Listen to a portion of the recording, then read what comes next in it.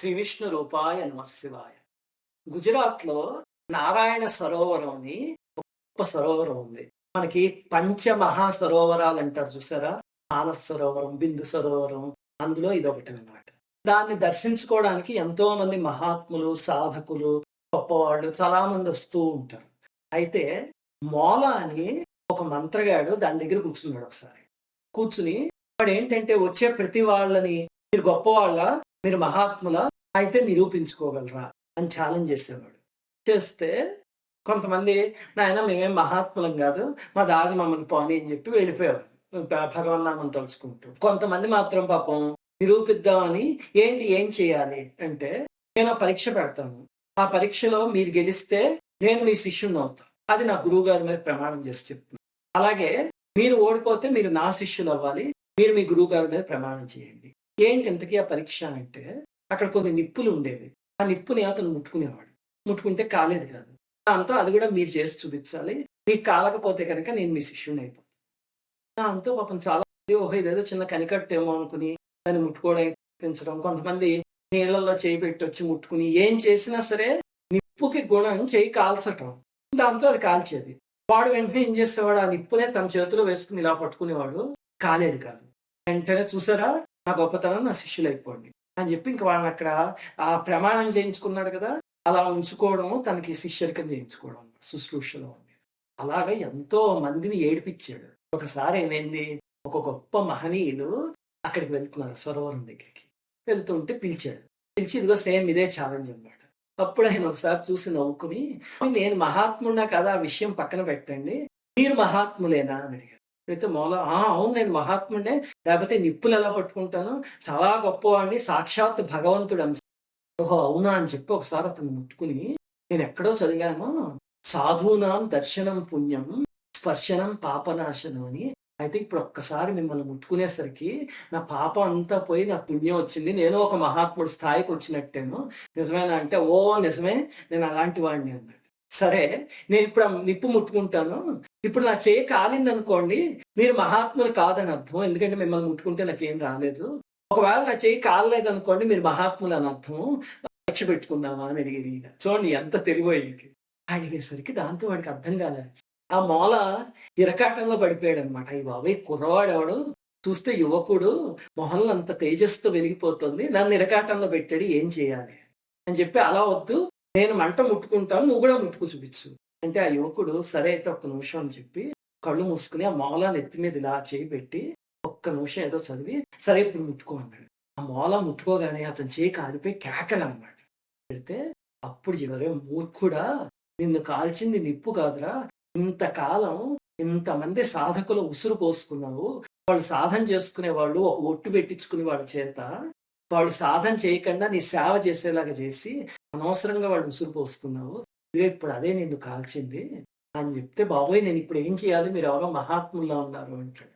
అంటే ముందు వాళ్ళందరిని ఆ ఒట్టు తీయించేసి విడిచిపెట్టే వాళ్ళందరిని అని చెప్పి విడిచిపెట్టిచ్చేసి అప్పుడు చెప్తారనమాట. "నువ్వు చేసింది అగ్నిస్తంభన విద్య. అంతరా విద్య కొన్ని నెలలు సాధన చేస్తూ వస్తుంది అంతే కదా! దానికోసం అని చెప్పి జనాలందరిని ఇలా ఏడిపిస్తావా? ఇవన్నీ వేశ్యా ప్రదర్శనలు. ఇలాంటి వాటిలతో వృధా చేసుకోక కాలాన్ని. మన దృష్టి భగవంతుడి మీద ఉండాలి. ఇలాంటి మ్యాజిక్‌ల మీద కాదని" చెప్పేసి పంపించేస్తారు అతను. అలాగే ఇంకో చోట ఏమవుతుంది? అది కూడా ఒక తీర్థయాత్రా స్థలమేను. అక్కడ ఖాన్ అని ఒకతను కరసం తెలిసినవాడు ఉంటాడనమాట. అతను ఏం చేస్తూ ఉంటాడు? ఆ దారిలో వెళ్ళే వాళ్ళందరినీ నాతో కరసాం చేయండి. చేస్తే మీరు ఓడిపోతే నాకు రూ. 1000 ఇస్తే చాలు. మీరు గెలిస్తే నేను 10,000 ఇస్తా మీకు అనేవాడు. దాంతో ఆశపడి కొంచెం కరసాం తెలిసిన వాళ్ళందరూ ఆ ఖాన్ సన్నగా ఉండేవాడు. దాంతో వెళ్లి అతనితో కరసాం చేస్తే అతనికి కొన్ని టెక్నిక్స్ తెలుసనమాట. ఆ టెక్నిక్ ఉపయోగించి ఎలాంటి వాడినైనా సరే ఒక 5 నిమిషాల కర్రలతో బంధించేసాడు. బంధించి ఓడించి వాళ్ళ దగ్గర ఉన్న డబ్బులు లాక్కున్నాడు. ఒకసారి పాపం పెద్దాయన కూతురు పెళ్లి కోసం డబ్బులు దాచుకుని వెళ్తూ ఉంటే అతను ఇలాగే మోసం చేసి ఆయన కర్రలతో విచిత్రంగా బంధించేస్తాడు. అంటే ఒక రకమైన బంధం లాంటిది వేస్తాడు. అది విడిపించుకొని రావడం అంత తేలిక కాదనమాట. వేసి అక్కడ నిలబెట్టి మొత్తం డబ్బులన్నీ తీసుకుంటుంటే అప్పుడు ఇందాక నేను చెప్పిన యోగి ఉన్నారు చూడండి. ఆయన ఆ దారిలోంచి వెళ్తూ చూస్తారనమాట. చూసి ఎందుకు ఆయన అలా బంధించి ఏడిపిస్తున్నావు పెద్దాయనంటే, "వీళ్ళని నాతో పందెంలో ఓడిపోయాడు" అంట. "ఏంటి నీ పందెము" అంటే సరసాం చెయ్యాలి నాతో అంటే, సరే పద నేను చేస్తా అంటే. అనేసరికి ఆ ఖాన్ చూసి, నువ్వు బ్రాహ్మణులా ఉన్నావు, నువ్వేం చేస్తావు కరసాం పో అంటే, ఏం అక్కర్లేదు నేను చేస్తా పద అని చెప్పి, అప్పుడు ఈయన కరసాంలోకి దిగి, అవే చిట్కాలు ఉపయోగించి ఆ ఖాన్‌ని అలాగే బంధించేస్తాడు.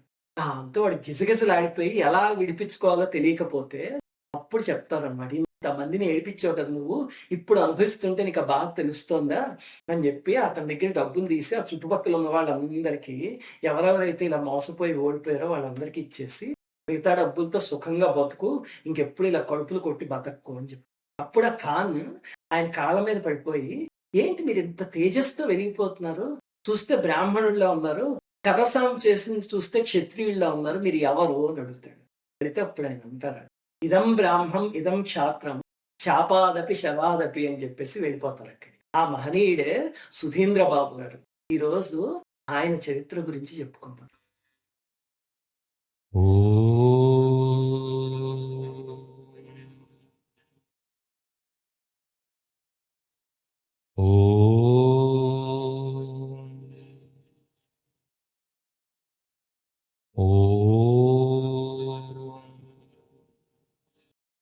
సుధీంద్ర బాబు గారు అయోనిజుడు. ఆయన ఎక్కడ పుట్టారో, ఎవరికి పుట్టారో ఎవ్వరికీ తెలియదు. ఒకసారి శ్రీశైలం దగ్గర జగదంబ అని ఒక అమ్మవారు ఉపాసకురాలు ఒక ఆవిడ ఉండేవారు. ఆవిడ గొప్ప శ్రీ విద్యోపాసకురాలు. ఆవిడ ఆశయం ఏంటంటే అమ్మవారి దర్శనం చేసుకోవాలి శరీరంతో ఉండగాను అని. సో ఎంతో ఉపాసన చేసేవారు. కానీ అమ్మవారు ఎప్పుడు ప్రత్యక్షం కాలే. అయితే ఆవిడ ఒకసారి అడవిలో వెళ్తూ ఉంటే అక్కడ ఒక రాయి మీద ఒక చిన్న పిల్లవాడు దొరికారు ఆవిడకి. దొరికితే ఆ పిల్లవాడి పక్కన ఒక తాచుపాము ఉంది పెద్దది. కానీ అది ఏం చెయ్యట్లేదు ఆ పిల్లవాడిని. అప్పుడు చూసి ఓహో! ఇతను ఎవడో గొప్పవాడు అయ్యి ఉంటాడని చెప్పి ఆ కుర్రవాడిని కూడా తెచ్చుకున్నారనమాట. తెచ్చుకుని ఇంట్లో పెట్టుకుని పెంచుతున్నారు మెల్లిగా. ఆ పిల్లవాడు కొన్ని నెలలు వచ్చేసరికి ఏమైందంటే, ఒకరోజు ఈవిడి మంచినీళ్ళకి వెళ్ళారు తెచ్చుకోవడానికి. వెళ్తే అప్పుడు ఆ కుర్రవాడు ఆకలితో పాలు కావాలని ఏడుస్తూ ఉంటే, ఒక అపూర్వమైన సంఘటన జరిగింది. మనకి ఈ సంఘటన శంకరాచార్యుల వారి చరిత్రలోను, రాఘవేంద్ర స్వామి చరిత్రలో, జ్ఞాన సంబంధ నాయనార్ వారి చరిత్రలో అలా చోట్ల చూస్తాం. అలాంటిదే జరిగిందనమాట. ఏంటంటే, అమ్మవారు శరీరంతో వచ్చి ఆ పిల్లవాడికి స్తన్యం ఇచ్చారు. ఈ తల్లి నీళ్లు తెచ్చుకుని వెనక్కొచ్చి చూసేసరికి అమ్మవారు సాక్షాత్ రూపంతో వచ్చి అక్కడ స్తన్యం ఇస్తున్నారు. అప్పుడు ఆవిడ బిందె అక్కడ పాడేసి నమస్కారం పెట్టి, అమ్మా తల్లి ఇన్ని సంవత్సరాలకి నీ దర్శనం అయిందా నేను సాధన చేస్తుంటే నాకెప్పుడూ కనిపించలేదు. ఈ పిల్లవాడికి పాలు ఇవ్వడానికి వచ్చావా? ఏంటి తల్లి ఇది విచిత్రం అంటే, అప్పుడు అమ్మవారు చెప్తారు. ఈ పిల్లవాడి ద్వారా నీకు కనిపించే అదృష్టం ఉంది. అందుకే పిల్లవాడు వచ్చాక నేను కనిపించాను. నీకే కాదు భవిష్యత్తులో ఎంతో మందికి భగవద్ దర్శనం చేయించే మార్గంలో నడిపించగల మహాత్ముడు అవుతాడు ఇతను. ఇతను చాలా గొప్పవాడు అయోనిజుడు అని చెప్పి అమ్మవారు ఆశీర్వదించి మాయమైపోతారు. ఆ కుర్రవాడే సుధీంద్ర బాబు గారు అనమాట. ఆయన 7 సంవత్సరాలకే సమస్త శాస్త్రాలు నేర్చేసుకుని ఇల్లు వదిలి దేశాటనానికి వెళ్ళిపోయారు. ఎన్ని ప్రదేశాలు తిరిగారో, ఎన్ని మంత్రాలు ఉపాసన చేసి ఆ మంత్రదేవతల్ని ప్రత్యక్షం చేసుకున్నారో, అసలు ఆయన సిద్ధులు, ఆయన గొప్పతనం మనం ఊహించలేమో, మాటల్లో చెప్పలేము అనమాట. అసలు ఎన్ని వందల సంవత్సరాలు జీవించారో కూడా తెలియదు. కొన్నిసార్లు ఆయన శిష్యులు ఎక్కడో హరిద్వార్, ఋషికేశ్ దగ్గరకో వెళ్తే హిమాలయాల దగ్గరికి, అక్కడ ఎవరో ఈ ఫలానా మహాత్ముడు 400 సంవత్సరాల నుంచి జీవిస్తున్నట్ట అని చూపించారనుకోండి. ఆ మహాత్ముడి దగ్గరికి వెళ్ళి నమస్కారం పెట్టుకుని మేము ఫలానా చోటు నుంచి వచ్చాం అనగానే ఆయన ఒక్కసారి కళ్ళు మూసుకుని, ఓహో! సుధీంద్ర బాబు గారు మీ చోట్లోనే ఉండదు. ఆయన మాకు చాలా కావాల్సిన ఆయన. ఎన్నో వందల సంవత్సరాల పాటు ఇక్కడ కూర్చొని తపస్సు చేశారు మాతో పాటు అని చెప్పేవారు. వీళ్ళకి అర్థమయ్యేది కాదు. ఇదేంటో మన ఊళ్ళో చూసిన సుధీంద్ర బాబు గారు యువకుల్లా కనిపిస్తారు ఎప్పుడూను. వీళ్ళు ఇన్ని వందల సంవత్సరాల నుంచి చెప్తున్నారు అని. కొన్ని సార్లు ఆయన చూస్తే ఎంతో వృద్ధుల్లా ఉండేవారు. కొన్నిసార్లు చూస్తే చిన్న కుర్రాళ్ళలా ఉండేవారు. అసలు మహావతార్ బాబాజీ చరిత్రలో చదువుతాం చూడండి. ఆయనకిని సుధీంద్ర బాబు గారికి కూడా చాలా పోలికలు ఉన్నాయి. అలాగే ఎన్నో శరీరాలతో ఎన్నో చోట్ల తిరిగేవారు. నిత్య యవ్వనుల కింద ఉండేవారు. చాలా మిస్టిక్ యోగి అన్నమాట. మార్మికమైన యోగి ఆయన. ఒకసారి ఆయన భీమశంకరంలో ఆంజనేయ స్వామి మంత్రాన్ని ఉపాసన చేస్తున్నారు. ఒక చెట్టు కింద కూర్చొని. చేస్తూ ఉంటే సరిగ్గా ఒకసేపటికి ఒక కోతి ఆయన ఒళ్ళో దూకి ఆయన చెయ్యి పట్టుకుని పక్కకి లాక్కు తీసుకుపోతుంది. ఆయన కళ్ళు తెరిచి చూసి ఏంటి ఎందుకు లాగుతున్నావు అంటే, అది బలవంతంగా చేయి పుచ్చుకుని లాక్కుని వెళ్ళిపోతూ ఉంటుంది. ఆయన పక్కకి వెళ్తారు. వెళ్ళగానే ఆ చెట్టు మీద ఒక పెద్ద దుంగ, అప్పటిదాకా ఆయన ఎక్కడ కూర్చున్నారో అదే ప్రదేశంలో ఆ కొమ్మ విరిగి కింద పడిపోతుంది. అప్పుడు ఇదేంటా ఈ కోతి ఇలా రక్షించిందా అని చూస్తే, ఆ కోతి కనిపించదు గానీ, ఆంజనేయ స్వామి సాక్షాత్కారం కలుగుతుంది. అలాగా ఆయన మంత్రోపాసన చేస్తే ఎంతమంది దేవతల సాక్షాత్కారం కలిగింది. అలాగే ఆయన ఉజ్జయినిలో కాళికాదేవి దేవాలయం ఉంది కదా! మన కాళిదాసుకి అమ్మవారు కనిపించిన ప్రదేశం. అక్కడ కూడా కూర్చొని ఎన్నో సంవత్సరాల పాటు మంత్ర సాధన చేశారు. చేసినప్పుడు ఒక బ్రాహ్మణుడు ఆయనకి రోజు తెచ్చి ఒక చెంబుతో పాలు సమర్పించుకునేవాడు. ఆయన తాగేసి ఇచ్చేవారు. భక్తితో అక్కడ సపర్యలు చేసి ఊడ్చి అలా చేస్తూ ఉండేవాడు. కొన్ని రోజులు పోయాక బాబుగారు ఒకరోజు, "రోజు ఇలా చేస్తున్నావు నీకేం కావాలి?" అని అడుగుతారు. అడిగితే, "నాకు ఏ కోరికలు లేవు స్వామి. మీ అనుగ్రహం ఉంటే చాలు." అంటే అప్పుడు ఆయన నవ్వి, "అనుగ్రహం ఎలాగో ఉంటుందిలే. ఏదో ఒకటి కోరుకో ఏం పర్లేదు" అంటారు. అంటే స్వామి సేవలండి నేను ఏది కోరుకుని చేయలేదు అంటే, "నాయనా నువ్వు నిష్కామంగానే చేసావు నాకు తెలుసు. నేను ప్రేమతో నీకేదైనా అనుగ్రహిద్దాం అనుకుంటున్నా ఏం కావాలి?" అంటారు. అప్పుడు కొడుకుని పట్టుకొస్తాడనమాట. ఆ అబ్బాయి పాపం పుట్టుకతోనే మూగవాడు. అంటే స్వామి మా అబ్బాయికి 9 సంవత్సరాలు. పుట్టుకతో మూగవాడు. మాట్లాడలేడు. మీరు అనుగ్రహిస్తే గనక మాటలు తెప్పించగలరా అంటారు. అప్పుడు స్వామి సరే అని చెప్పి ఆ పక్కనే ఒక చెట్టు ఉంటుంది. దాని నుంచి కొన్ని ఆకులు కోసి తీసుకొచ్చి ఆ పస ఆ నోట్లో పోసి ఇలా కంఠాన్ని నిమిరి, "నాన్న ఇన్నాళ్ళు మూగగా ఉన్నావు కదా! ఇంక చాలులే. మీ అమ్మ నాన్న ఏడుస్తున్నారు చూడు. మాట్లాడు నాన్న ఒకసారి" అంటారు. అంతే వెంటనే ఆ పిల్లవాడు మాట్లాడము. ఆయన ఆ యాత్రలు చేస్తున్నప్పుడు ఎన్ని సంఘటనలు జరిగాయో ఇలాంటివి. అలాగనే ఒకసారి ఉజ్జయినిలో భైరవాలయం ఉంటుంది. అక్కడికి వెళ్ళేసరికి ఏమవుతుందంటే, ఒకతను ఇలా జడలవన్నీ ఉంటాయన్నమాట. ఇలా కుక్కలాగా పాక్కుంటూ 2 చేతుల మీద, కాళ్ళ మీద ఇలా పరిగెత్తుకొని వస్తూ ఉంటాడు. అతను ఆ దేవాలయం దగ్గర అలా ఎన్నో సంవత్సరాల నుంచి తిరుగుతూ ఉంటాడు. కొంతసార్లు కొంతమందిని కలుస్తూ ఉంటాడు. అవన్నీ చేస్తూ ఉంటాడు. బాబుగారి దగ్గరికొస్తాడు. రాగానే ఆయన ఒక్కసారి చూసి, ఆ పక్కనే విభూది ఉంటుంది. అది తీసి అతనికి పెట్టి, "చాలులే ఇంకా అయిపోయింది మామూలుగా అవ్వు" అంటారు. అనగానే లేచి నించుని వెళ్ళిపోతాడు. అది చూసి అక్కడున్న వాళ్ళందరూ ఆయన పాదాల మీద పడి, "ఏంటి స్వామి ఇది" అని అడిగితే, యోగభ్రష్టుడు అతను. ఒక ప్రక్రియ ఏదో పొరపాటున చేసాడు. అందుకని అలా అయిపోయాడు. సంవత్సరాల నుంచి పాపం అలాగే ఉన్నాడు. ఇప్పుడు అతనికి విమోచనం ఇద్దాం అనుకున్నాను నేను అని చెప్పి పంపించేస్తాను. మన అదృష్టం ఏంటంటే, ఇంతటి మహనీయుడు మనతో పాటు మన ఆంధ్రదేశంలో ఎన్నో సంవత్సరాల పాటు ఉన్నారు. ఎన్నో సంవత్సరాలు గోదావరి జిల్లాలో వీడు తణుకు ఇలాంటి ప్రదేశాలు ఉన్నాయి కదా! అక్కడ కొన్ని పదుల సంవత్సరాల పాటు ఈయనున్నారు. కానీ ఆయన గొప్పతనాన్ని గుర్తించిన వాళ్ళు మాత్రం చాలా తక్కువ మందనమాట. ఎందుకంటే ఆయన సామాన్యంగా ఎవ్వరిని దగ్గరికి రానిచ్చేవారు కాదు ఎక్కువగాను. ఆయన నేను చెప్పాను కదా! దత్తాత్రేయ అవధూత సాంప్రదాయానికి చెందినాయన.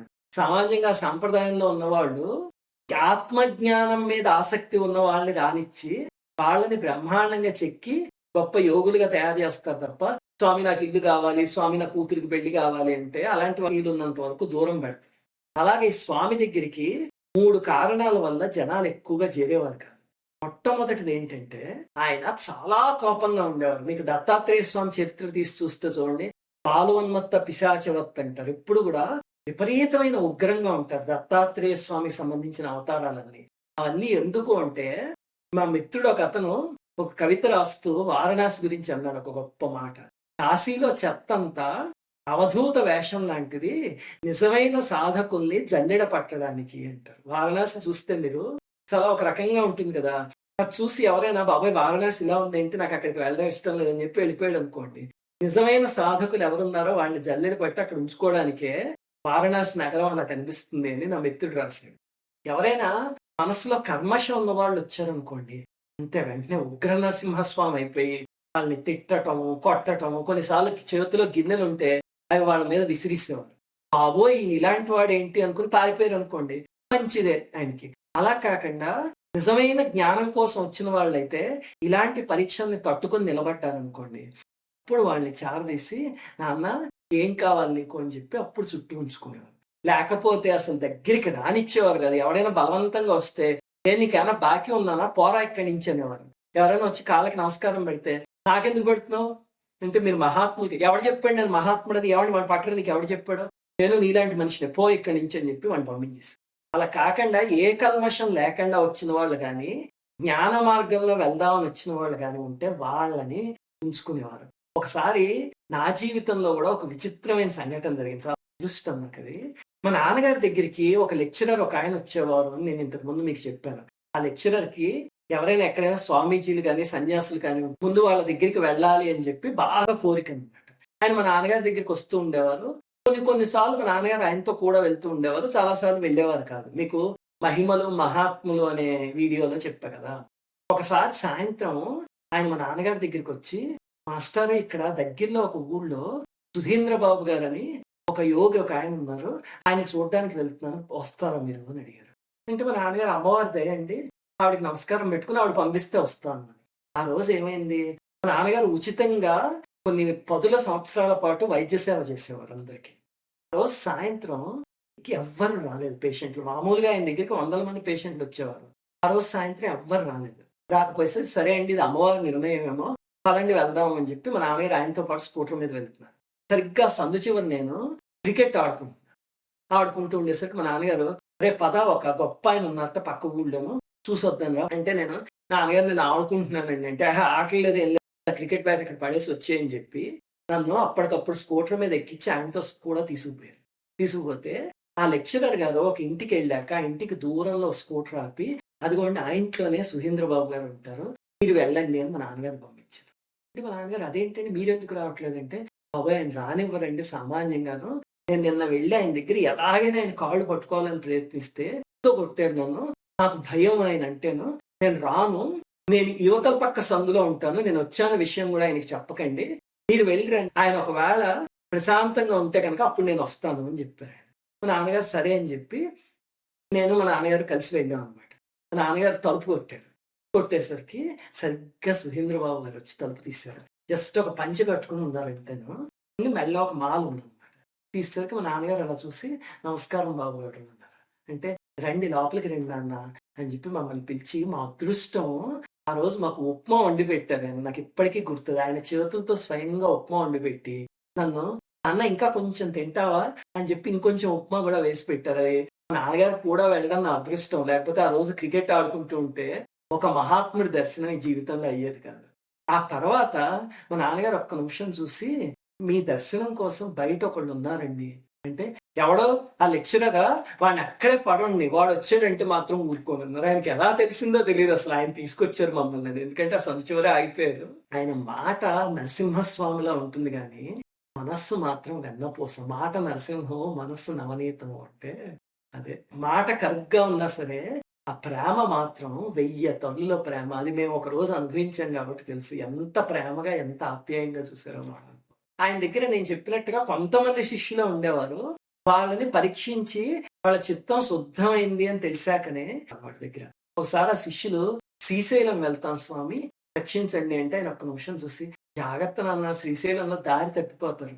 జాగ్రత్తే" అని చెప్పి "జాగ్రత్తగా వెళ్ళండి" అని పంపిస్తారు. వీళ్ళేం చేస్తారు శ్రీశైలం వెళ్ళి అక్కడ అడవుల్లో ఇష్టకామేశ్వరి అని ఒక అమ్మవారుంటారు. అక్కడ పార్వతీదేవి కూర్చుని తపస్సు చేసిన ప్రదేశం అన్నమాట పరమేశ్వరుడి కోసం. శైలపుత్రి అనే అమ్మవారి విగ్రహం ఉంటుంది. చాలా మహిమాన్వితమైన విగ్రహం. కొన్నిసార్లు బంగారపు విగ్రహంలా కనిపిస్తుంది. కొన్నిసార్లు రాతి విగ్రహంలా కనిపిస్తూ ఉంటుంది. ఈ చంద్రకళల్ని బట్టి ఆ విగ్రహం రంగు మారుతుంది. అలాగనే ఇక్కడ ముట్టుకుంటే మీరు అచ్చం మనిషిని ముట్టుకున్నట్టు ఉంటుంది ఆ స్పర్శ. అది శ్రీశైలం దగ్గర అడవుల్లో ఉందా. వీళ్ళు అక్కడికి వెళ్దాం అని చెప్పి బయలుదేరి అడవిలోకెళ్ళి పొరపాటున దారి తప్పిపోయారు. అది చిట్ట అడవి. మీరు ఇప్పటికి కూడా వెళ్ళొచ్చు అక్కడికి జీప్‌లోను. వెళ్తే తెలుస్తుంది. చాలా చిట్ట అడవనమాట. వీళ్ళు పాపం నడుచుకుంటూ వెళ్లి దారి తప్పిపోయేసరికి రాత్రి అయింది. ఇంకా జంతువుల అరుపులు అవన్నీ వినిపించడం మొదలుపెట్టాయి. అప్పుడు ఏం చేయాలో తెలియక, అమ్మో! అందుకే సుధీంద్ర బాబు గారు "జాగ్రత్తగా వెళ్ళండి నాన్న" అన్నారు. ఇప్పుడు ఏం చేయాలి అని చెప్పి వాళ్ళ దగ్గర ఒక కొబ్బరికాయ ఉంటుంది. అది తీసి అక్కడ రాయి మీద కొట్టి నమస్కారం పెట్టి "సుధీంద్ర బాబు గారు ఎన్ని వందల కిలోమీటర్ల దూరంలో ఉన్నారో మాకు తెలీదు. కానీ మమ్మల్ని రక్షించండి. మీరు ఆర్తత్రాణ పరాయణులు" అని తలచి నమస్కారం చేస్తారు. చేయగానే వెంటనే కోయి అతనొచ్చి "ఏంటి ఇక్కడ ఎందుకున్నారు ఇంత రాత్రి వేళ ఉండకూడదు వెళ్ళిపోండి" అంట. అంటే లేదు ఇలా మేము ఇష్టకామేశ్వరి దేవాలయానికి వెళ్దాం వచ్చామంటే, ఓహో! అలాగా పదండి నేను తీసుకెళ్తానని చెప్పి తీసుకెళ్ళి రాత్రి ఆ దేవాలయంలో దర్శనం చేయించి, తర్వాత వాళ్ళని సరైన దారిలో పెట్టేసేసి వీళ్ళు శ్రీశైలం యాత్ర అంతా అయిపోయాక మళ్ళీ వెనక్కొచ్చారు గదా! వచ్చేసరికి వాళ్ళు రాగానే స్వామి వాళ్ళ కేసి చూసి, ఓహో! దారి తప్పితే కొబ్బరికాయ కొడితే మళ్ళీ దారి దొరుకుతుందనమాట అంటారు నవ్వుతూ. చూడండి ఎంత విచిత్రమైన సంగీతం. అలాగనే సుధీంద్ర బాబు గారి దగ్గర రామారావు గారని ఒక శిష్యులు ఒకాయన ఉంటారు. ఒకరోజు ఆయన నమస్కారం చేసుకొని, "స్వామి నేను ఇంటికెళ్తాను" అంటే రాత్రి ఈ పొట్లం జోబులో పెట్టుకెళ్ళి నాన్న జాగ్రత్త అని చెప్పి ఒక చిన్న పొట్లం ఇస్తారు. ఏంటి బాబు గారు ఇది అంటే, "ఏం లేదు జోబులో పెట్టుకెళ్ళి పర్లేదు" అని చెప్పి పంపిస్తారు. అప్పుడు ఆయన వెళ్తూ ఉంటే పొలంలో ఒక త్రాచుపాము వెంటపడుతుంది. ఆయన పరిగెడదామంటే దాని వేగాన్ని అందుకోలేకపోతారు. చివరికి ఆయన దగ్గరికొచ్చి హఠాత్తుగా అలా ఆగిపోయి పడగ విప్పి ఓ నిమిషంలో పక్కకి వెళ్ళిపోతుంది. ఇంటికి వెళ్ళాక పొట్లంలో ఏముంది అని చూస్తే ఒక చిన్న వేరు లాంటిది. పక్క రోజొచ్చి సురేంద్రబాబు గారి పాదాల మీద పడి, "స్వామి మీరే రక్షించారు నన్ను. అంతా మీ దయ నేను ప్రాణంతో ఉన్నానంటేను" అంటే "నా దయ ఏం లేదు నాన్న. నువ్వు వెళ్తుంటే తల్లీశ్వరి వేరది. ఆ వేరు ఇవ్వాలనిపించింది. అది ఇచ్చానంతే. అది భగవత్ సంకల్పం ఇమ్మని అనిపించటం. అంతేగాని నా దయ ఏం లేదు నాన్న. నేను నీలాంటి మనిషినే" అంటారు. అంత సామాన్యంగా ఉండేవారు. ఆయన అంత సామాన్యంగా ఉండబట్టే చాలా మంది జనం ఆయన్ని చూసి, ఓహో! ఈయన కూడా మనలాంటి మనిషే అనుకుని వెళ్ళిపోయారు. పాలంగి అని పశ్చిమ గోదావరి జిల్లాలో ఒక ఊరుంది. అక్కడ ఒక 5 ఎకరాల పొలం తీసుకున్నారు. కొని వ్యవసాయం చేసుకుంటూ కూర్చున్నారు. అది చూసిన వాళ్ళు ఎవరైనా, ఓహో! ఈయన ఒక సామాన్యమైన రైతేమోలే అనుకుని వెళ్ళిపోయేవారు తప్ప, ఆయన దివ్యత్వం ఏంటో తెలిసేది కాదు. కొన్నాళ్ళు పోయాక ఆ పాలంగి పొలాన్ని ఎవరికో ఇచ్చేసి, తణుకు పక్కన ఉండ్రాజవరం అని ఒక ఊరుంది. అక్కడ కాకర్రపురం అనే చోట ఒక పొలం కొన్నారు. కొని అందులో ఒక ఇల్లు కట్టారు పొలం మధ్యలో. కట్టారు గానీ, ఆ ఇంటికి గృహప్రవేశం చేశారు, అన్నీ చేశారు. ఏనాడు ఆయన ఆ ఇంట్లో ఉండేవారు కాదు. ఆ ఇంటి బయట ఒక షెడ్ ఉండేది. అక్కడ ఒక చిన్న గోని పట్టా పరుచుకుని హాయిగా అక్కడ పడుకునేవారు. మరి ఆ ఇల్లు ఎందుకండి అంటే, ఎవరైనా వచ్చి ఆధ్యాత్మికమైన విషయాలు అవి మాట్లాడుతున్నారనుకోండి, అలాంటి సత్సంగాలు చేయడానికి ఉపయోగించేవారు. ఆయన కుదిరినప్పుడల్లా వాళ్ళందరికీ వండి పెడుతూ ఉండేవారు చక్కగా. "తినండి నాన్న, ఇంకా తినండి" అని చెప్పి. ఒక తండ్రి పిల్లలకి ఎలా వండి పెడతాడో, తల్లి లేదనుకోండి, తండ్రి ఎలా చేస్తాడో పిల్లలకి అలా చేసేవారు ఆయన అక్కడొచ్చిన వాళ్ళందరికి. వాళ్ళెవరైనా తినేసాక గిన్నెలు కడుగుతా ఉన్నారనుకోండి, "ఏయ్ పొండి ఇక్కడి నుంచి, మీరు కడగడం ఏంటి నేను కడుగుతా" అని చెప్పి అవి కూడా పాపం ఆయనే కడిగేవారు. అది చూసి అందరూ చాలా మంది సామాన్యమైన మనిషేమో అనుకునేవారు. కొంతమంది మాత్రం దివ్యత్వాన్ని తెలిసిన వాళ్ళు ఆయన దగ్గరుండి ఎంతో జ్ఞానాన్ని పొందారు. ప్రతిరోజు ఏం చేసేవారంటే, సాయంత్రం దీపారాధన చేసేవారు భగవంతుడి దగ్గర. ఆయన ఎప్పుడైనా ఊరెళ్తున్నారనుకోండి, తాళం పక్కన ఒకళ్ళ ఇంట్లో ఇచ్చేసి, దీపంలో మాత్రం నూనె పోస్తూ ఉండండి అని చెప్పేవారు. ఒకసారి బాబుగారు ఊరు వెళ్తూ పొరపాటున తాళం ఇవ్వడం మర్చిపోతారు. అది చాలా కొన్ని వందల కిలోమీటర్లు వెళ్ళిపోయాక ఆయనకు గుర్తొస్తుంది. వచ్చి కారులో పక్కన కూర్చున్న వాళ్ళతో, "అయ్యో! తాళం ఇవ్వడం మర్చిపోయాను. మనం రావడానికి 5 రోజులు పడుతుంది. దీపారాధన కొండెక్కిపోతుందే" అంటారు. అనేసరికి పక్కనున్న వాళ్ళు, "మరి ఎలాగ స్వామి? లేకపోతే ఎవరికైనా అక్కడ ఫోన్ చేసి ఇంటి తాళం బలవంతంగా తెప్పించమంటారా?" అంటే ఒక్క నిమిషం కళ్ళు మూసుకొని, "ఏం అక్కర్లేదులే" అంటారు. వీళ్ళు 5, 6 రోజులు యాత్ర పూర్తి చేసుకొని ఇంటికొచ్చేసరికి ఆ దీపాలు అలాగనే వెలుగుతూ ఉంటాయి. ఆశ్చర్యపోతారు వాళ్ళందరూ. ఇదేంటి ఎలా వెలుగుతున్నాయని ఆయన్నడిగితే ఆయన, "నాన్న దాన్ని కాలస్తంభన అంటారు. మనం పురాణాల్లో సుమతి కథ చదువుకుంటాం గదా!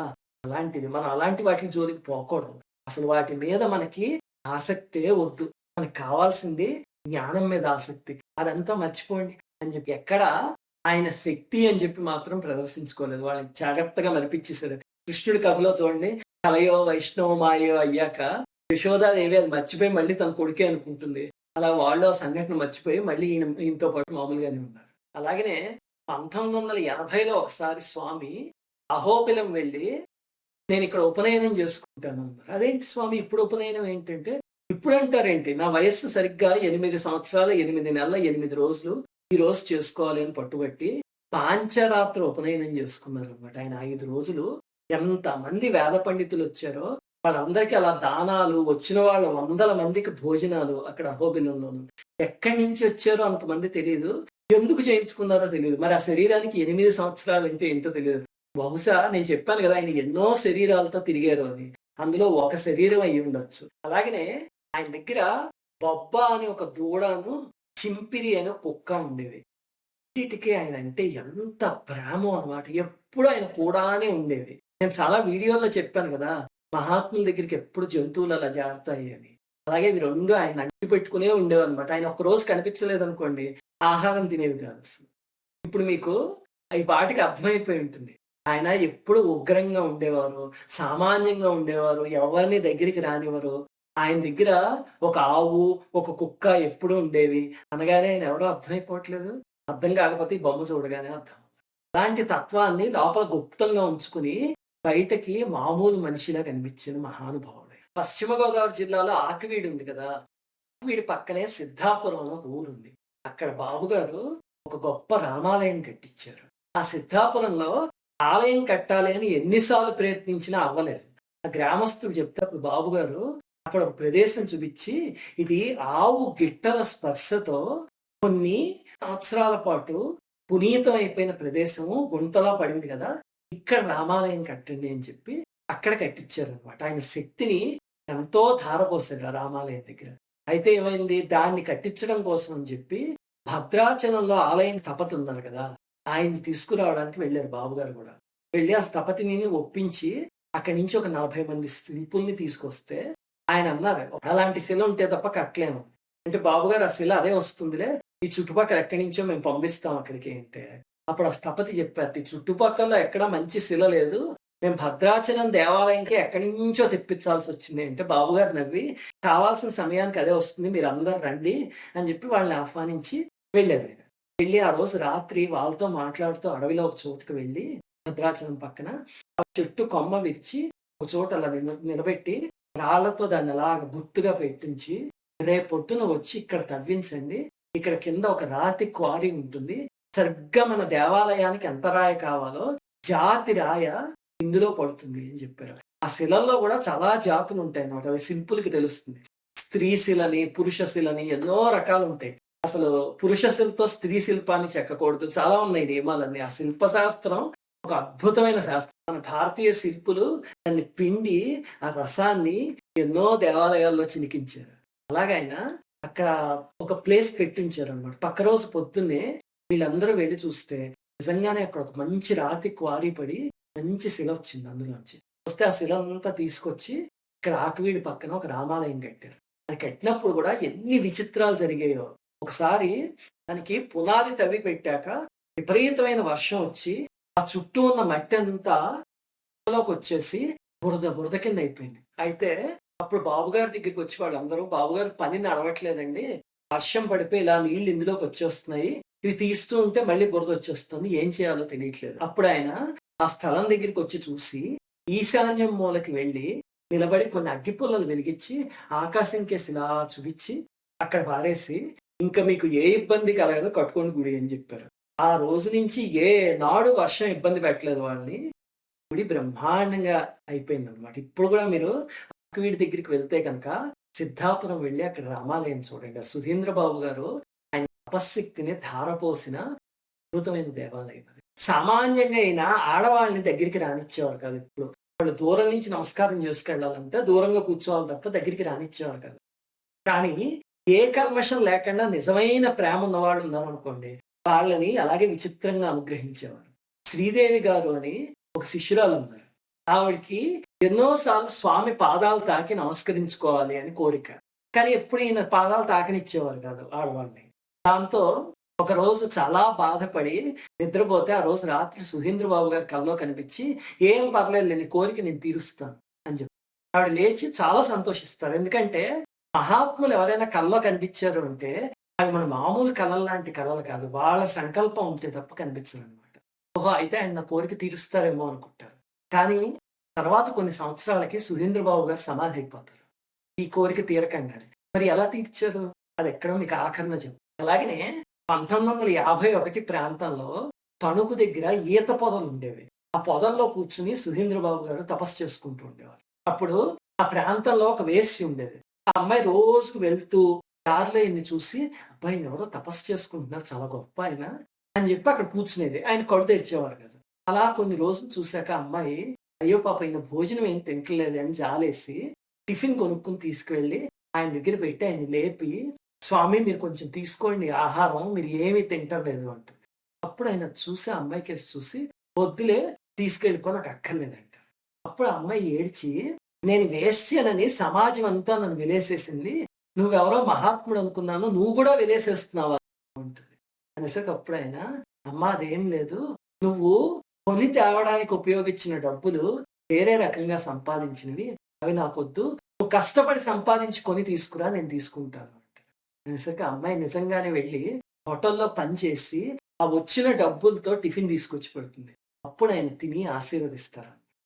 తర్వాత అమ్మాయికి కూడా జ్ఞానం కలిగి, ఇంకా ఆ వృత్తి వదిలేసి, ఇంట్లో కూర్చొని చక్కగా జపం చేసుకొని కొన్నాళ్ళకి శరీరం వదిలేస్తుంది. వదిలేస్తే బాబుగారు దగ్గరుండి అమ్మాయికి అంత్యక్రియలు చేసి, ఈ అమ్మాయి చేసిన పని ఎలాంటిదైనా మనస్సు చాలా మంచిది.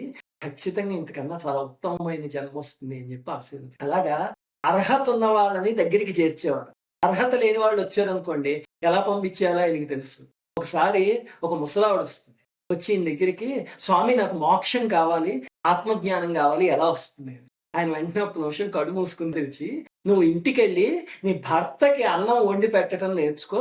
అది నేర్చుకున్నావంటే ఆత్మజ్ఞానం గురించి ఆ తర్వాత ఆలోచించొచ్చు ఎళ్ళిపో" అని పంపిస్తారు. ఆవిడ కూడా వచ్చిన వాళ్ళు నవ్వుకుంటారు. ఎందుకంటే ఆవిడ ఎక్కడో ఊరు నుంచి వస్తుంది. ఏ నాడు మొగుడికి ఏది వండి పెట్టదు. ఎంతసేపు క్లబ్బులని అవన్నీ తిరిగేదనమాట. చివరికి ఎవరో గొప్పాయన ఉన్నారని తెలిసి, సరే అయితే మోక్షం సంపాదించేసుకుందాం. ఊరికే మోక్షం అంటే ఏదో మార్కెట్‌లో దొరికేది అని చెప్పి ఆయన దగ్గరికొచ్చేస్తే, ఆయన అంతే వేగంగా వెనక్కి పంపించేస్తారు. అలాగే కొన్ని సంవత్సరాల తర్వాత గోదావరి పుష్కరాలొచ్చాయి. వచ్చేసరికి ఆయన అందరిని, "పదండి గోదావరి మాతను ఒకసారి పూజించుకుందాము. ఆ తల్లికి, పుష్కరుడికి సత్కారం చేయాలి. మన కోసం ఇంత దూరం వచ్చారు వాళ్ళు. పదండి" అని చెప్పి గోదావరి దగ్గరికి తీసుకెళ్తారు. తీసుకెళ్ళి ఆ తల్లి కోసం, గోదావరి మాత కోసం చీర, జాకెట్టు, పసుపు, కుంకుమ, దుద్దులు, గాజులు, పువ్వులు అన్నీ తెప్పిస్తారనమాట. తెప్పించి గోదావరిలోకి వెళ్ళబోతూ, "అయ్యో! అమ్మకి తాంబూలం మర్చిపోయాం. వెళ్లి తాంబూలం పట్టండి" అంటారు. అంటే చుట్టుపక్కల ఉన్న శిష్యులెవరో, "స్వామి ఇవన్నీ తీసుకెళ్ళి గోదావరిలో వేసేసేదే కదా! ఆవిడేమన్నా తీసుకుంటుందా ఏమన్నాను? మళ్ళీ ఇప్పుడు తాంబూలం మర్చిపోతే ఎక్కడికో వెళ్లి కొని తేవాలంటే" ఆయన కుదరదు. "వెళ్లి తాంబూలం పట్టరావాల్సిందే" అని చెప్పి పట్టుకొచ్చాక అప్పుడు అంటారు, "మనం ఇది గోదావరిలో ఊరికే పడేసాం అనుకుంటాం కదా! కాదు. భక్తితో ఇస్తే ఆ తల్లి స్వీకరిస్తుంది. ఇవన్నీ కూడా భౌతికమైన అభిప్రాయాలతో చూడకూడదు. అంటే పుష్కరాలు నీళ్ళంటే, అయ్యో! ఈ నీళ్ళు ఇలా ఉన్నాయేంటి? ఇందులో స్నానం చేస్తే ఏమవుతుంది? అలా చూడకండి. ఆధ్యాత్మికమైన స్థాయిలో చూస్తే అప్పుడు వాటి శక్తి తెలుస్తుంది. అమ్మ మనం ప్రేమతో ఇస్తే తీసుకుంటుంది" అని చెప్పి పడవలో గోదావరి మధ్యకెళ్తారు. వెళ్లి పళ్ళెంలో అవన్నీ పెట్టి పుష్కరుడికిను, గోదావరి మాతకి, "అమ్మా నువ్వు స్వీకరించు" అని చెప్పి నేల మీద అలా పెడతారు. పెట్టగానే అందరూ చూస్తూ ఉండగా ఒక పెద్ద సుడిగుండం వచ్చి ఈ పళ్ళెం వాటన్నిటితో సహా అలా లోపలికి అందరూ చూసారు ఆ సంఘటన. అక్కడి నుంచి వచ్చాక కార్తీక మాసంలో ఆఖరి సోమవారం రోజు బాబుగారు, "ఇంక నేనొచ్చిన పని అయిపోయింది. నేను వెళ్ళిపోవాలి. ఈ దేహాన్ని ఇక్కడితో వదిలేయాలి" అని చెప్పి రోజు సిద్ధి పొందారు. ఆయన్ని ఎక్కడ సమాధి చేశారంటే, నేను ఇందాక చెప్పాను కదా! ఉండ్రాజవరం అనే ఊరు. అక్కడ ఆయన కొన్న పొలంలోనే ఆయన సమాధి పెట్టారు. ఇప్పటికి కూడా ఉంది. చాలా అద్భుతమైన ప్రశాంతమైన ప్రదేశం అది. మీరు చివటం అమ్మగారి దగ్గరికి వెళ్తే కనుక, చివటం అమ్మగారి సమాధి దగ్గరించి ఇది 3 కిలోమీటర్లు. చాలా దగ్గర, చాలా ప్రశాంతమైన ప్రదేశం. ఈ సమాధి 2 అంతస్తుల్లా ఉంటుంది. ఉండి కింద బాబుగారి సమాధిను, పైన ఒక ధ్యాన మందిరం ఉంది. అందులో ఒక శివలింగము, బాబుగారి విగ్రహం ఉంటాయి. అక్కడ మీరు కూర్చొని ధ్యానం చేశారంటే అక్కడున్న శక్తి ఎంతటిదో తెలుస్తుంది. చివటం అమ్మగారికి, ఈయనకి కూడా చాలా సన్నిహితమైన సంబంధం ఉంది.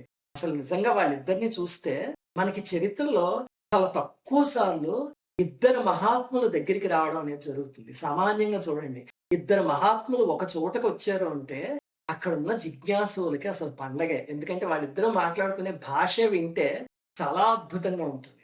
అలాగే ఈయన, చివటం అమ్మగారి మధ్య జరిగిన సంఘటనలు ఎన్నో ఉన్నాయి. అసలు అవన్నీ చూస్తే వాళ్ళిద్దరూ మాట్లాడుకునే భాష చాలా మిస్టిక్‌గా ఉంటుంది. ఇద్దరు యోగులు, ఇద్దరు మహనీయులు స్థాయిలో మాట్లాడుకుంటే మనం చూసి నమస్కారం చేసుకోవాలంతే. అది మనకి చూస్తే కొన్ని మహానదులొచ్చి ఒక చోట అలాగనే చివటంలో గీతమ్మ గారు అని ఒక ఆవిడ ఉన్నారని చెప్పాను కదా నేను. ఎక్కడో చివటమ్మ గారి వీడియోలో నేను కాలేజీ రోజుల్లో ఉన్నప్పుడు అక్కడికి వెళ్ళేవాడిని అని. ఈ మధ్య మళ్ళీ అక్కడికి వెళ్ళాము. గీతమ్మ గారు సమాధి పొందేశారు ఆవిడ. అక్కడ ఒక ఆయన ఒక విచిత్రమైన సంఘటన చెప్పారు. సుధీంద్ర బాబు గారు ఏ రోజు సమాధయ్యారో ఒక్క రోజు నుంచి గీతమ్మ గారు మాట్లాడడం మొదలుపెట్టారు మళ్ళీ. అప్పటిదాకా ఆ తల్లి ఎన్నో సంవత్సరాల పాటు మౌనంలో ఉండిపోయారు. మళ్ళీ ఎందుకు మొదలుపెట్టారు అంటే బహుశా పిల్లల్ని అనుగ్రహించడానికి ఆయన లేరు కదంకా! నేను గూడా మాట్లాడకపోతే పిల్లలు ఎలాగా అని చెప్పి ఆవిడ మాట్లాడడం మొదలుపెట్టారేమో తెలీదు. ఈ మహాత్ముల నెట్వర్క్ అంతా చాలా విచిత్రంగా ఉంటుంది. నేను మీకు ముందు శ్రీదేవి గారని ఒక ఆవిడ గురించి ఒక సంఘటన చెప్పాను గదా! స్వామి పాదాల్ని ఒక్కసారైనా తాకాలని ఉంది అని. అప్పుడు ఏమవుతుందంటే స్వామిని సమాధి చేస్తున్నారు ఆఖరిలో. చేస్తుంటే దేహాన్ని అక్కడ పెట్టించారు గదా! మళ్ళీ మామూలుగానే మగవాళ్ళందరూ వచ్చి చేశారు. ఆడవాళ్ళు మాత్రం దూరం నుంచి దర్శనం చేసుకోమన్నారు. దాంతో ఆవిడ ఆ లైన్‌లో నించొని ఏడుస్తూ, "స్వామి ఆ రోజు నాకు కల్లో కనిపించావు కదా! నా కోరిక కనీసం తీర్చలేదు నువ్వు. వెళ్ళిపోయావు నీ శరీరం వదిలేసి" అని లోపల లోపలే బాధపడుతూ ఉంటారు. ఈ లోపల ఏమవుతుంది, ఒక సెక్యూరిటీ గార్డ్ గబగబా అక్కడికొచ్చి ఆవిడ తాడుకి అవతల నిలబడి ఉంటారు. నిలబడి ఉంటే ఒకసారి ఆ తాడు పైకెత్తి వెళ్లి ఆ పాదాలకి నమస్కారం చేసుకొని గమ్మునొచ్చేయి అని చెప్తాడు. ఆవిడకసలు మాట ఉండదు. వెళ్లి స్వామి పాదాలు తాకి నమస్కారం చేసుకొని మళ్ళీ వెనక్కొచ్చేసరికి మళ్ళీ ఆడవాళ్ళ దారిలో పంపిస్తాడు. చూడండి మరి. నేను ఇందాక చెప్పాను కదా! మాట నరసింహం మనసు నవనీతం అంటే ఇదే. ఎప్పుడో ఆవిడకిచ్చిన మాటని శరీరం వదిలేసాక కూడా తీర్చారు చూడండి ఆ మహనీయుడు. ఆయన్ని ఎవరైనా ఉపదేశం చేయమంటే మంత్రోపదేశం ఆయన ఏం చేసేవారు కాదు. 4 మాటలు చెప్పేవారు. మొట్టమొదటిది నీ తల్లిదండ్రుల్ని గౌరవించు. వాళ్ళని ప్రేమించావంటే భగవంతుడిని శరీరంతో ఉండగా ప్రేమించినట్టు లెక్క. రెండోది సంధ్యావందనం, గాయత్రి జపం మాత్రం మానకు. ఎప్పుడు చెయ్యి. సంధ్యావందనం మన సామాన్యంగా మానేయడానికి ఈ కులం వాళ్ళు చేయకూడదు, వీళ్ళు చేయకూడదు, వాళ్ళు చేయకూడదు ఇలాంటివి పెట్టుకుంటాం కదా! వేదాల్లో చెప్పిన కులాలు వేరు. ఇప్పుడు మన సర్టిఫికెట్‌ల్లో నడుపుతున్న కులాలు వేరు. దీనికి దానికి సంబంధం లేదు. భగవంతుడి మీద ప్రేమున్న ప్రతివాడు, బ్రహ్మజ్ఞానం మీద ఆసక్తి ఉన్న ప్రతి వాళ్ళు సంధ్యావందనం చేయొచ్చు. ఆయన అందరి చేత సంధ్యావందనం చేయించేవారట. అలాగనే ఆయన ఒక మాట చెప్పేవారు చాలా గొప్ప మాట. జాతకాల కోసమును భవిష్యత్తు తెలుసుకుందామని ఎప్పుడు వెంపర్లాడకు. నీకు జాతకం అంటే ఏం జరుగుతుందో చెప్పేది కాదు. నువ్వు ఎలా జీవించాలో ఎలా జీవించాలో దాని దగ్గర నుంచి తెలుసుకోవాలి తప్ప నాకు భవిష్యత్తులో ఏం జరుగుతుంది? నాకు రంగురాళ్ళు ఇస్తారా? ఎవరైనా ఉంగరాలు ఇస్తారా? వాటి కోసం వెంపర్లాడకు అని చెప్పేవారు. అలాగా చిన్న చిన్న మాటల్లో మన జీవితానికి ఎంతో పనికొచ్చే విషయాలు. అందుకని మీరెవ్వరైనా తణుకు దగ్గరికి వెళ్ళినా, లేకపోతే చివటం అమ్మగారి దగ్గరికి వెళ్ళినా, ఖచ్చితంగా సుధీంద్ర బాబు గారి సమాధిని కూడా దర్శనం చేసుకొని రండి. చాలా దగ్గర అక్కడి నుంచి. అలాగనే ఈయన దగ్గర ఒక విచిత్రం ఉంది. ఏంటంటే నేను ఇందాక చెప్పాను కదా! చాలా మందిని ఆయన రానిచ్చేవారు కాదు అని. అర్హత లేని వాళ్ళు ఎవరైనా వస్తే ఎంత విచిత్రం అంటే ఎవరో ఒక మనిషి వస్తున్నాడనుకోండి, ఆయన ఎక్కడికో వెళ్ళిపోయారు. వెళ్ళిపోయి మళ్ళీ కనిపించేవారు కాదంతే. మనిషి వెళ్ళిపోయాక మళ్ళీ 5 నిమిషాల్లో ఆశ్రమానికొచ్చేవారు. ఎక్కడికి వెళ్ళేవారో, ఎక్కడుండేవారో ఎవరికీ తెలీదు. ఒకసారయితే ఒక పండితుడు చాలా అహంకారంతో వచ్చి, ఈయన అర్హత లేని వాళ్ళకి కనిపించరా? ఎలా కనిపిస్తారో నేను చూస్తానని చెప్పి వచ్చాడు ఆ ఊరికి. కరెక్ట్‌గా అతను వచ్చేందుకు 5 నిమిషాల ముందు నాకేదో పనుందని చెప్పి వెళ్ళిపోయారు. అతనక్కడ మొండిగా కూర్చున్నాడు కొన్ని రోజుల పాటు. ఎందుకు రారో చూస్తాను. రాలే. చివరికి అతనికి విసుగొచ్చి ఒక నమస్కారం పెట్టి వెళ్ళిపోయాక, సరిగ్గా అతను సందు మలుపు తిరిగేసరికి బావగారు వచ్చి ఆశ్రమంలో ఉన్నారు. ఎక్కడి నుంచి వచ్చారో, ఎలా వచ్చారో ఎవరికీ తెలీదు. అందుకని సామాన్యంగా అర్హత లేని వాళ్ళని ఆయన దగ్గరికి కానీ, ఆయన సమాధి దగ్గరికి కానీ రానివ్వరాయన. అందుకని మీరు కూడా పెద్ద పెద్ద గ్రూపులతో ఎప్పుడూ అక్కడికి వెళ్ళకండి. మీరో, మీ కుటుంబమో వెళ్ళండి. ఎందుకంటే మీ పక్కన ఉన్న వాళ్ళకి అర్హత లేదనుకోండి, వాళ్ళ వల్ల మీరక్కడికి వెళ్ళేసరికి ఆ సమాధి మూసేయడం ఏదో ఒకటి జరుగుతుంది. మనకి అర్హత ఉంటేనే ఆయన దర్శనం చేసుకోగలం. వెళ్లి తప్పకుండా ఆయన దర్శనం చేసుకొని, ఆ సమాధి దగ్గర కాసేపు ధ్యానం చేసి, ఆ దివ్యమైన ఆనందాన్ని అనుభవించి చూడండి. శ్రీమాత్రే నమః. ఆగండి ఆగండి. అప్పుడే క్లోజ్ చేయొద్దు. ఈ వీడియో కనుక మీకు నచ్చినట్టయితే ఇలాంటి మరిన్ని వీడియోస్ చూడాలనుకుంటే మా ఛానల్ కి సబ్స్క్రైబ్ చేయండి. సబ్స్క్రైబ్ చేసేందుకు కింద సబ్స్క్రైబ్ బటన్ పైన క్లిక్ చేయండి. మేము చేసే వీడియోస్ గురించి మీకు తొందరగా తెలుస్తుంది. Thank you.